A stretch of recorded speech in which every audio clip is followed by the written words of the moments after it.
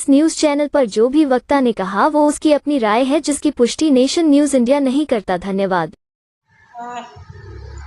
ऐसा कौन सा हिस्सा है जो छूट गया है जिस पर बोला जाए, मैं इस पर सोच रही हूँ।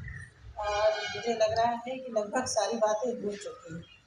फिर भी ओम प्रकाश वाल्मीकि जी ने शिमला में रहते हुए एक नशा सेमिनार करवाया था और वहाँ हम लोग थे। वो बार बार कहती थी कि मुझे बौद्धिज्म को भी बहुत गहराई से जानना, और मैं चाहे एक हफ्ते के लिए ही सही, लेकिन बौद्ध भिक्षु नहीं बनना चाहती, मैं चीवर ग्रहण करना चाहती हूँ। वो बात हो नहीं पाई और उसी समय उनके साथ लगातार 2 दिन रहते हुए हम लोगों ने खूब बहसें की, बहुत बहसें की। और उन बहसों में मुझे ये व्यक्तित्व भी उनका नज़र आया कि जो जो चीज़ या जिस बात को लेकर के उनके भीतर कोई संशय होता था, वो बड़ी खूबसूरती से अपने संशय को अभिव्यक्त भी करते थे, पुरजोर तरीके से व्यक्त करते थे। बहुधा ये होता है कि हम लोग शर्मिंदा महसूस होते हैं जब ये लगने लगता है कि हमारी स्थिति कहीं गड़बड़ हो जाएगी, कहीं हम डगमगा रहे हैं। ऐसा उनके साथ नहीं था। वो हम लोगों की बहस हुई हिंदुइज्म के साथ लेकर के, भगवान के अस्तित्व को लेकर के, कहीं वो उनके भीतर था जो बाद में वॉश आउट हुआ। इसी तरह से अभी मैं मुंबई होकर के आई, हर कोई हर कोई रजनी जी को याद कर रहा है, हर कोई रजनी जी को याद कर रहा है। और अभिनया कामरे तो एक बड़ा नाम है ही, उन्होंने तो कहा कि रजनी ने मेरे मंगलसूत्र को हाथ लगा के कहा कि तुम ये कैसी जब कराई थी।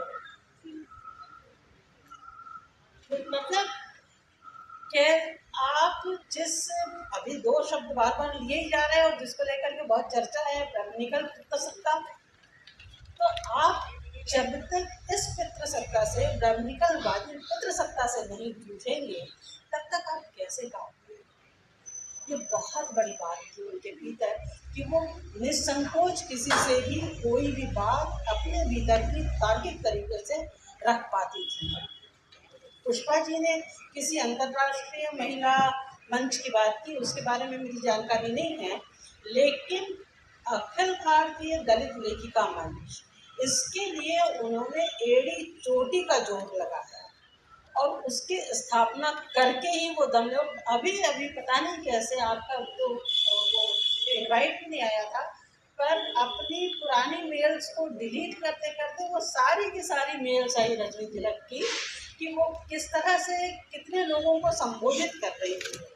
मुझे ऐसा लगता है कि रजनी तिलक जी को याद करते हुए हम लोगों को अब ये करने की आवश्यकता है कि उत्तर भारत में जो दलित आंदोलन है उसका डॉक्यूमेंटेशन किया जाए।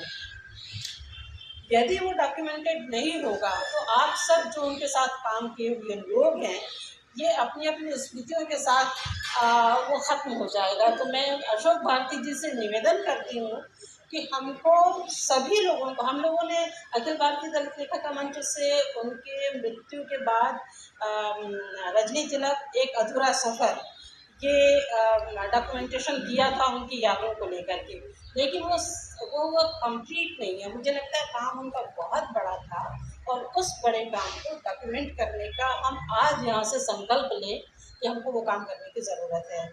जय भीम, जय भारत। और रजनी जी को याद करते जय सावित्री।